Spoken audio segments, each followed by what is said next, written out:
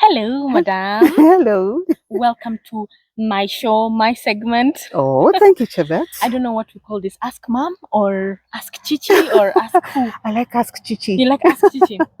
Karibu sana. Thank you. Thank you. So Yeah. now, today I'm so happy to have you first. on Thank set. you. Thank you. Yeah. Yeah, Chubby. So Mm. people like complaining a lot on the internet, on your page, Uh-huh. on the apostles page, Yeah. that you're faking this smile, that you're pretending, Yeah. that all these things really. Uh-huh. What do you have to tell them? Okay, well, I guess this is who I am. This is who you are. I've always smiled. Mhm. That's how I communicate. Mhm. That's me. This is just who you are. This is me. Uh-huh. Yeah. So this brings me to our discussion today. Yeah. Many women, Mhm. especially women of today, Yeah.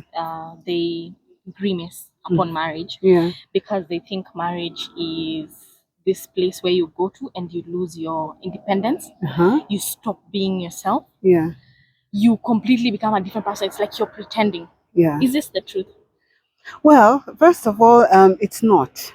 But we need to understand that relationships have codes. There's a way that they work, yeah? So if you're relating to a man, there is a way that will enable you to get the best out of that relationship, and it doesn't change you. But there are these, you need to be feminine when you're with a man. Yeah, that's not to say that your nature is lost. But say you have a masculine nature, that enables you to go to work properly, that enables you to do things that need strength properly. But when you're with your man, then you need to take the posture of a feminine, which is a posture of one who receives and not necessarily one who leads. Unless he gives you the leadership in a certain area, you might find you're a stronger one in certain things. Then your man will give you the leadership in those places. But in the relationship, he is the leader. Yeah, he is the leader.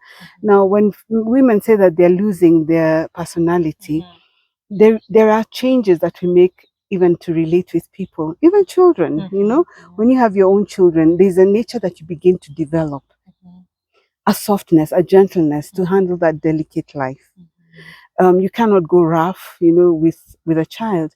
Same way, when you're with your man, there's a way that you relate with him that will enable you to get the best out of him. There's a way that as a woman you talk to your a man or husband or boyfriend that constantly agitates him, gets him on either an angry nature or a nature where he has to really enforce his leadership because he feels like you're threatening that leadership. So the women have to be ready. If you're getting into a relationship, be willing to learn the dynamics of a relationship. Yeah. So when they say I don't want to change, then don't get married. Then don't get into an intimate, close relationship with a man, because you cannot just say, I want to remain myself, because we don't know everything.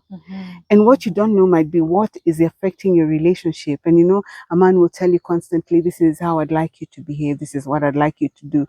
It doesn't mean that you lose who you are. It just means that in as much as that relationship is concerned, then follow the leadership of that man. Then you will have peace. You will have closeness. You will have a man who takes charge as a man in your life. And I'm saying that not to say that every relationship is perfect. There are men who don't take their positions. That was actually going to be my next question. Yes. What if this works in a negative sense? For example, you come into a marriage and you notice you don't like the leadership, or the leadership is actually contrary to what you know to be true or to be right. Yes. So then how do women act in such a situation? Yes. Now, the book of Peter says, First Peter chapter 3 talks a lot about relationship and how a woman is to relate with her man.